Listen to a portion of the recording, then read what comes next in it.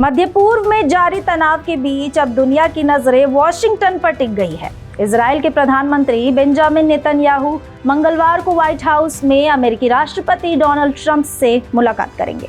माना जा रहा है कि यह बैठक अमेरिका और ईरान के बीच जारी संघर्ष के भविष्य के लिए बेहद अहम साबित हो सकता है। इसके साथ ही इस मुलाकात को इजराइल को संभावित भूमिका और पूरे मध्य पूर्व के बदलते समीकरणों के संदर्भ में भी देखा जा रहा है। प्रधानमंत्री कार्यालय की ओर से जारी बयान के मुताबिक राष्ट्रपति ट्रंप के निमंत्रण पर नेतन्याहू सोमवार को आधिकारिक दौर पर वॉशिंगटन पहुंचेंगे।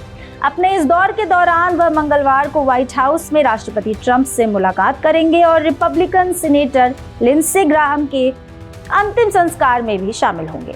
लिंडसे ग्राहम का पिछले सप्ताह अचानक निधन हो गया था और उन्हें वॉशिंगटन में इजराइल के सबसे मजबूत समर्थकों में गिना जाता था।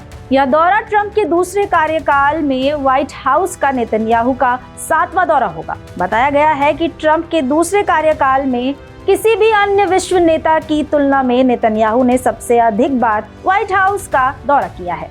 इसे इजराइल के प्रति अमेरिकी प्रशासन की लगातार प्रतिबद्धता के तौर पर भी देखा जा रहा है। इस बैठक का महत्व इसलिए भी बढ़ गया है क्योंकि अमेरिका और ईरान के बीच जारी संघर्ष एक अहम मोड़ पर पहुंच चुका है। माना जा रहा है कि दोनों नेताओं की यह मुलाकात मौजूदा हालात को नई दिशा दे सकती है और इसके असर केवल ईरान तक सीमित नहीं रहेंगे बल्कि पूरे अरब क्षेत्र के भविष्य पर भी इसका प्रभाव पड़ सकता है।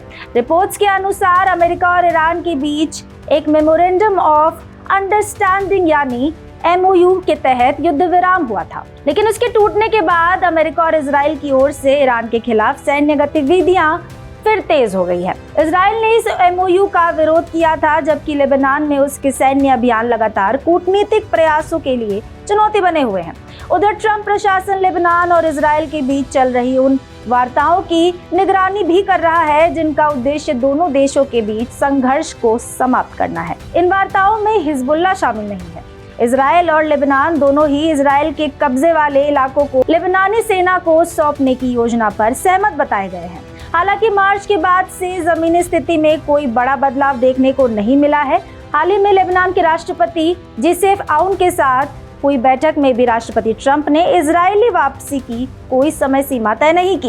इसी बीच अमेरिकी सेंट्रल कमांड ने दावा किया है कि उसकी सेनाओं ने ईरान पर लगातार हमले किए हैं। वहीं ईरान भी क्षेत्र में अमेरिकी ठिकानों पर जवाबी कार्रवाई कर रहा है। पिछले सप्ताह जॉर्डन में एक अमेरिकी सैन्य अड्डे पर हुए हमले में 3 अमेरिकी सैनिकों की जान चली गई।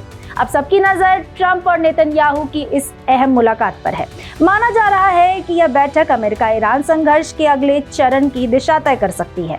वहीं ईरान को आशंका है कि इस मुलाकात के बाद इजराइल की भूमिका और बढ़ सकती है। दूसरी ओर अब तक इजराइल के सीधे तौर पर शामिल न होने को कुछ लोग तनाव कम करने के संकेत के रूप में भी देख रहे हैं। फिलहाल इस जानकारी में इतना ही। ऐसे तमाम खबरों के लिए देखते रहिए भारत एक्सप्रेस।